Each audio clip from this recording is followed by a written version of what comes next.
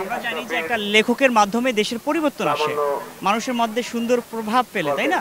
এখন টিকটকাররা ইউটিউবাররা যখন লেখক হয়, এটা কি খারাপ প্রভাব ফেলে নাকি ভালো প্রভাব ফেলে? সাইড ইফেক্টও আছে, ব্যাড ইফেক্টও আছে। এখন রুচিশীল তো হবে না, হ্যাঁ। আশা করা যায়। মানে বই হচ্ছে, লেখাগুলো রুচিশীল হইলে সেটা হচ্ছে আমরা পড়তে ইচ্ছুক হই, পড়তে চাই, গ্রহণযোগ্য হয় সেটা। সেটা যদি রুচিশীল না হয় তাহলে তো সেটা গ্রহণযোগ্য হচ্ছে না সেক্ষেত্রে। হ্যাঁ, উল্টাপাল্টা লিখলে তো সেটা পড়বেও না, তাই না? লিখতে পারলেই কি হবে নাকি ব্যক্তিত্ব থাকা দরকার লেখক? অবশ্যই ব্যক্তিত্ব থাকতে হবে, লিখতে পারলে তো সবাই তো লিখতে পারে, তাহলে সবাই তো কবি হয়ে যেত, তাই না?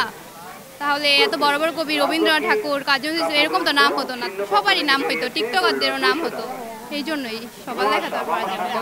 এটা কি গ্রহণ করতে চান না বর্জন করতে চান? অর্জন করতে চাই। TikToker, YouTuber. ধন্যবাদ। কোথা থেকে আসছেন? শরীয়তপুর থেকে আসছি। অনুরাধা কুণ্ডু। ভালো থাকবেন। ওকে, টিকটকার হোক আর যেই হোক, যদি কারোর লেখা ভালো হয় তখন তো সবারই পছন্দ হওয়ারই কথা। যাই হোক, টিকটকাররাও লিখতে পারে? অবশ্যই যে কোনো মানুষই লিখতে পারে। এখন মানুষের লেখা কেমন হয় সেটা প্রতিভার উপর নির্ভর করে, সে টিকটক হোক আর বা যে কোনো। মান অনেক ভালো থাকা দরকার, ব্যক্তিত্ব অনেক ভালো থাকা দরকার, কারণ তার লেখা পরে মানুষ পরিবর্তন হবে। সেই লেখক যদি হয় টিকটকার, ইউটিউবার, এটা আপনি কিভাবে নিচ্ছেন? না, লেখক আসলে টিকটকার ইউটিউবার হইলে তো তাইলে তো আর হইল না। কেননা একটা লেখকের হচ্ছে গিয়া মেধা, মননশীলতা থাকবে, ব্যক্তিত্ব থাকবে।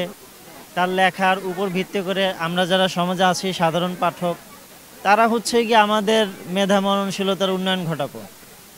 আর দেখা গেছে যে টিকটকার তো সবাই হইতে পারে, যার এখন যে যুগ, যার কোনো যোগ্যতা নাই সেও টিকটকার হইতে পারে, ঠিক আছে? একটা লেখকে আসলে এই ধরনের কোনো যে আসলে হওয়া উচিত এই ধরনের আমি মনে করি না, ঠিক আছে? কেননা একটা লেখক সমাজে অনেক প্রভাব বিস্তার করতে পারে, ঠিক আছে?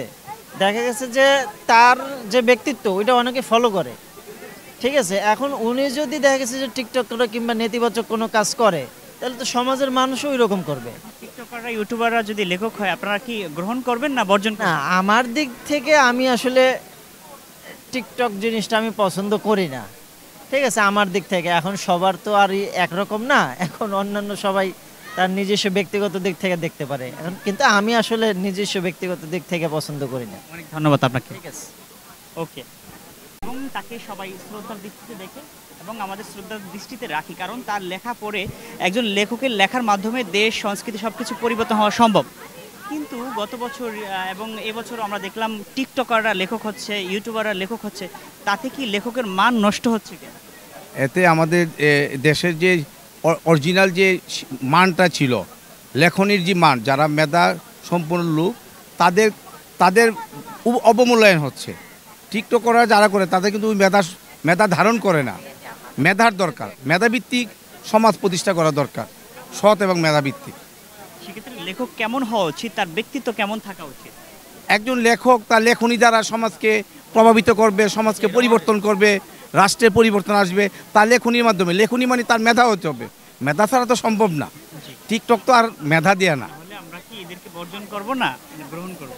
আমরা মেধাবীদেরকে গ্রহণ করবো, আর এই টিকটককে আমরা বর্জন করব। জি জি, অনেক ধন্যবাদ। আপনি থ্যাংক ইউ। আসসালামু কোথা থেকে আলাইকুম। এসেছেন? আমি এসেছি বসুন্ধরা থেকে। কি নাম আপনার? আমার নাম শেখ জালালউদ্দিন আহমেদ। ভালো থাকবেন। জি, ভালো থাকেন।